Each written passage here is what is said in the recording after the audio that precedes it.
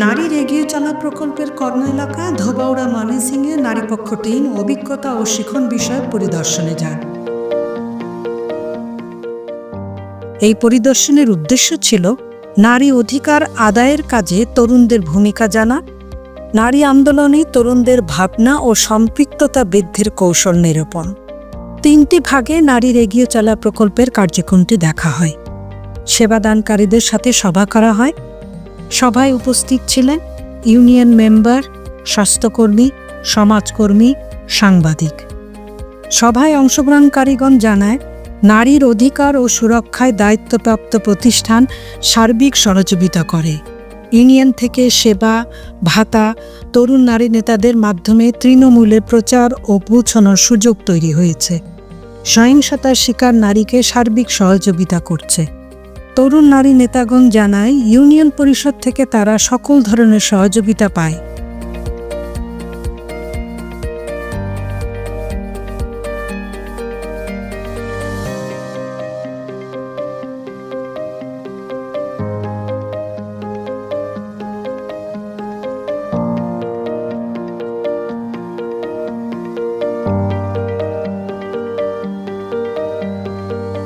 এই সভাটি সঞ্চালনা করে তরুণ নারী নেতা সেনচিয়ারে।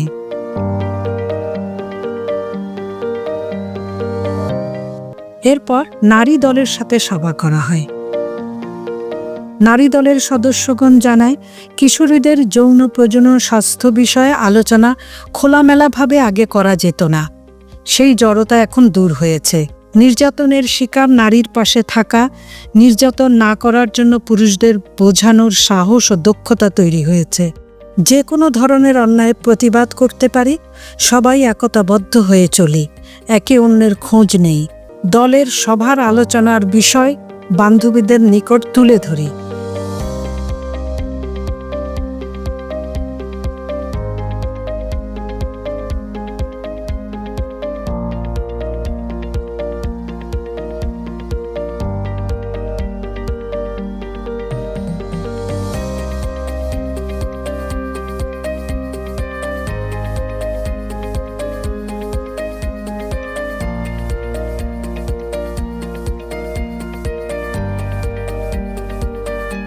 এই সভাটি পরিচালনা করে প্রতীক্ষা রেমা, সেক্রেটারি, চিংব্রিয়া নারী দল।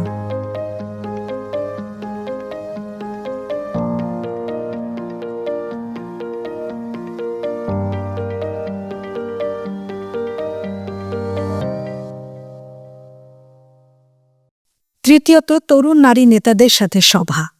তরুণ নারী নেতাগণ নারীপক্ষের পরিদর্শন দলের আগমন উপলক্ষে তরুণ নারী নেতা জয়া মানকিনের বাসায় সভা করার পরিকল্পনা করে এবং সেই মোতাবেক সভার আয়োজন করে। তার বাসাটির দেয়াল রং দিয়ে আলপনা করা হয়।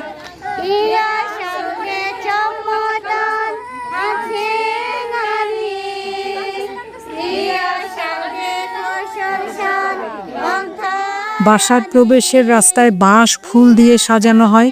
প্রবেশ রাস্তায় রং দিয়ে স্বাগত লেখা হয়।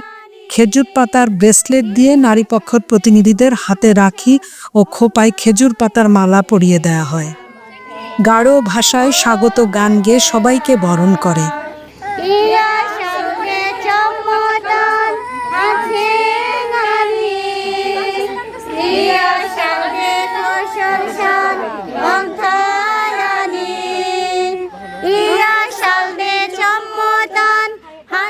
নারীপক্ষের প্রতিনিধি দলকে তরুণ নারী নেতাগণ আদিবাসীদের প্রচলিত 2 ধরনের পিঠা তৈরি করে, শিমুল আলু সিদ্ধ, ধানের খড়ের সাহায্যে ডাবের পানি পান করতে দেয়।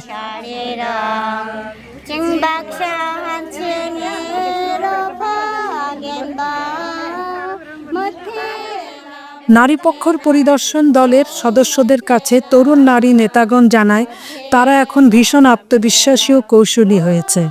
যে কোনো অন্যায় নারী পুরুষ যার উপরই হোক না কেন জোটবদ্ধ হয়ে প্রতিবাদ করে।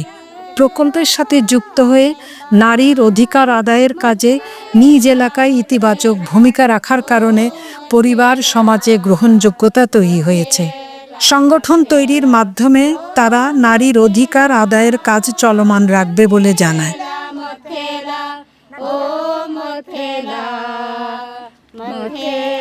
এই সভাটি সঞ্চালনা করেন তরুণ নারী নেতা পল্লবী মানকিন।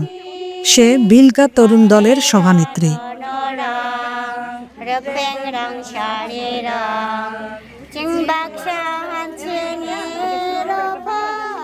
মধ্যাহ্ন ভোজে আদিবাসীদের খাবার পরিবেশনের মধ্য দিয়ে অভিজ্ঞতা ও শিখন বিষয়ক মাঠ পরিদর্শন শেষ হয়। অভিজ্ঞতা ও শিখন বিষয়ক মাঠ পরিদর্শনকালীন সভা আয়োজন পরিচালনায় সার্বিক সহযোগিতা করে তরুণ নারী নেতা ও নারীর এগিয়ে চলা প্রকল্পটি।